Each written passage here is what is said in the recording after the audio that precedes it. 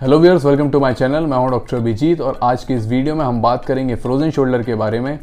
Viewers, frozen shoulder कंधे की एक कंडीशन होती है जिसमें हमारा जो कंधा है वो जाम हो जाता है और धीरे धीरे कंधे की जो मूवमेंट्स हैं वो रिस्ट्रिक्ट हो जाती हैं। फ्रोजन शोल्डर में एक्टिव और पैसिव मूवमेंट्स दोनों ही रिस्ट्रिक्ट होती हैं। एक्टिव मूवमेंट यानी कि वो मूवमेंट्स जो पेशेंट करता है और पैसिव मूवमेंट वो मूवमेंट्स होती हैं जो थेरेपिस्ट या दूसरा व्यक्ति पेशेंट के ऊपर परफॉर्म करता है। व्यूअर्स, इस वीडियो में हम जानेंगे कि फ्रोजन शोल्डर होने के पीछे कारण क्या होते हैं, क्या इसके सिम्टम्स होते हैं, किस तरीके से फ्रोजन शोल्डर को डायग्नोस किया जाता है और साथ ही साथ आखिरी सेगमेंट में हम देखेंगे फिजियोथेरेपी ट्रीटमेंट फ्रोजन शोल्डर का। व्यूअर्स, फ्रोजन शोल्डर के कारणों को जानने की कोशिश करें तो सबसे पहले आता है हमारा इडियोपैथिक फ्रोजन शोल्डर, जिसमें फ्रोजन शोल्डर का एक्चुअल क्या कारण है वो मालूम नहीं पड़ता।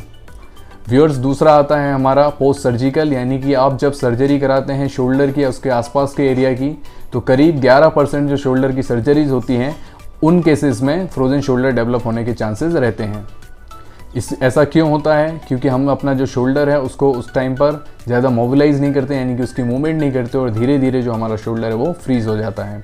इसी तरीके से पोस्ट ट्रॉमेटिक फ्रोजन शोल्डर, यानी कि वो फ्रोजन शोल्डर जिसमें हमें कभी शोल्डर में चोट लगती है, फ्रैक्चर हो जाता है, गर्दन में चोट लगती है, कोई नर्व इंजरी होती है, तो ऐसे टाइम पर जब हमारे शोल्डर की मूवमेंट नहीं होती तो हमको फ्रोजन शोल्डर हो सकता है। फ्रोजन शोल्डर साथ ही साथ जो डायबिटिक पेशेंट्स होते हैं या जिन लोगों को थायराइड की प्रॉब्लम है उन लोगों में भी फ्रोजन शोल्डर कॉमनली देखने को मिलता है। फ्रोजन शोल्डर स्ट्रोक के पेशेंट्स में, यानी कि जिनको लकवा आता है, उनमें भी देखने को मिलता है। बात करें व्यूअर सिम्टम्स की, तो जब पेशेंट हमारे पास आता है तो वो 3 मेन प्रॉब्लम्स लेकर आता है। एक तो उसमें शोल्डर में जो है दर्द बना रहता है पेशेंट के, साथ ही साथ उसकी जो मूवमेंट्स होती हैं वो रिस्ट्रिक्ट हो जाती हैं। स्पेशली हमारा जो एक्सटर्नल रोटेशन और एब्डक्शन जो मूवमेंट है वो मूवमेंट्स जो हैं वो रिस्ट्रिक्ट हो जाती हैं। साथ ही साथ पेन कई बार इतना ज़्यादा हो जाता है कि पेशेंट को रात को नींद में दिक्कत आती है, तो नाइट पेन भी इसका एक कैरेक्टरिस्टिक है।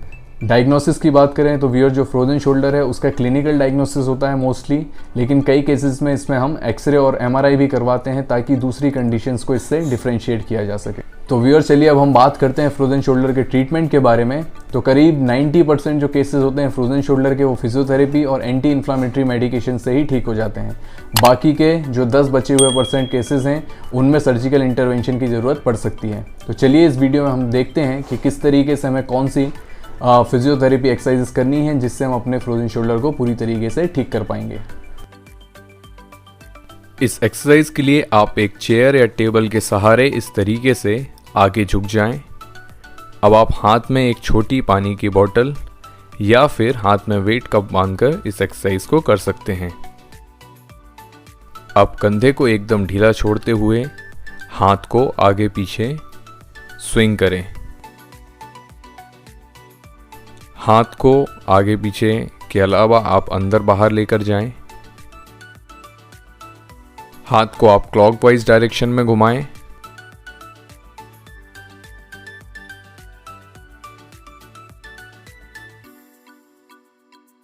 अब हाथ को आप एंटी क्लॉकवाइज डायरेक्शन में भी घुमाएं।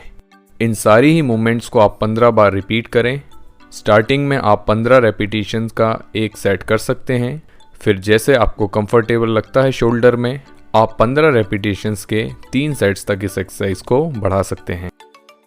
इस एक्सरसाइज के लिए आप एक टॉवेल या थेराबैंड का यूज कर सकते हैं। आप टॉवेल को या थेराबैंड को पीछे ले जाकर इस पोजीशन में होल्ड कर लें।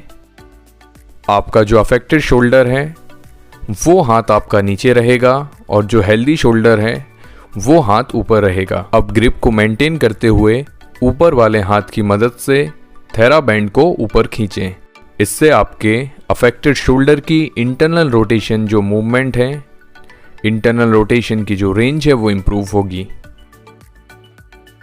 इस एक्सरसाइज को 15 रेपिटेशंस के एक सेट में कंप्लीट करें, फिर इसे आप 3 सेट्स तक भी बढ़ा सकते हैं। इस स्ट्रेच को परफॉर्म करने के लिए आप अपने हाथ को दूसरे कंधे की ओर लेकर जाएं। अब दूसरे हाथ की मदद से कोहनी के थोड़े ऊपर वाले हिस्से को प्रेस करते हुए शोल्डर को स्ट्रेच करें। इस पोजीशन को आप 30 सेकंड तक होल्ड करें और 3 बार इसे दोहराएं। इस स्ट्रेच से हमारे जो शोल्डर का पोस्टीरियर कैप्सूल है वो स्ट्रेच होता है। इस एक्सरसाइज के लिए आप अपने दोनों घुटने और कोहनी पर इस पोजीशन में आ जाएं। अब धीरे धीरे अपनी बॉडी को पीछे की ओर शिफ्ट करें। अब इस पोजीशन को 30 सेकंड तक होल्ड करें और 3 बार इसे रिपीट करें। इस स्ट्रेचिंग एक्सरसाइज से हमारा जो लैटिसिमस डॉर्साई मसल है वो स्ट्रेच होता है और हमारे शोल्डर की ओवरहेड मोबिलिटी भी इंप्रूव होती है।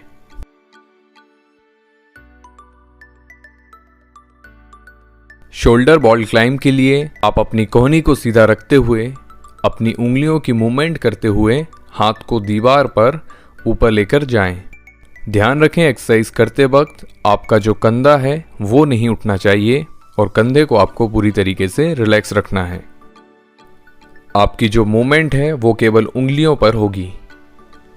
इस एक्सरसाइज को आप 10 से 15 रेपिटेशन के लिए दोहरा सकते हैं। आपको इस एक्सरसाइज के 2 से 3 सेट्स करने हैं। स्लीपर स्ट्रेच के लिए आप साइड लाइंग पोजीशन में लेटकर दूसरे हाथ की मदद से अपने रिस्ट को फ्लोर की तरफ लेकर जाएं। इस एक्सरसाइज से शोल्डर का पोस्टीरियर कैप्सूल स्ट्रेच होता है। इस स्ट्रेच को आप 30 सेकंड तक होल्ड करें और 3 बार इसे रिपीट करें। इस एक्सरसाइज की स्टार्टिंग पोजीशन कुछ इस प्रकार रहेगी।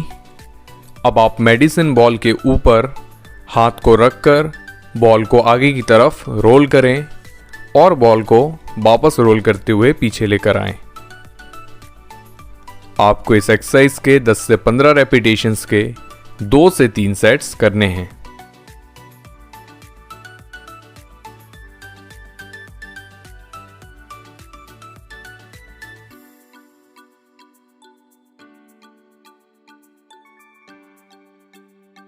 इस एक्सरसाइज के लिए आप कोहनी को 90 डिग्री पर मोड़कर हाथ को दीवार या दरवाजे के कोने पर प्लेस करें। अब दीवार की तरफ आपका जो पैर है उसको आप आगे लेकर आएं और अपने बॉडी वेट को आगे की ओर शिफ्ट करें। इस एक्सरसाइज को आप कोहनी को सीधा रखकर भी परफॉर्म कर सकते हैं। इस एक्सरसाइज में आप बॉडी को हल्का सा रोटेट भी कर सकते हैं। इस एक्सरसाइज से हमारा जो एंटीरियर शोल्डर है यानी कि शोल्डर का आगे वाला हिस्सा और साथ ही साथ हमारे जो पेक्टोरल मसल्स हैं वो स्ट्रेच होंगे। इस पोजीशन को आप 30 सेकंड तक होल्ड करें और 3 रेपिटेशंस के लिए इस स्ट्रेच को आप दोहराएं।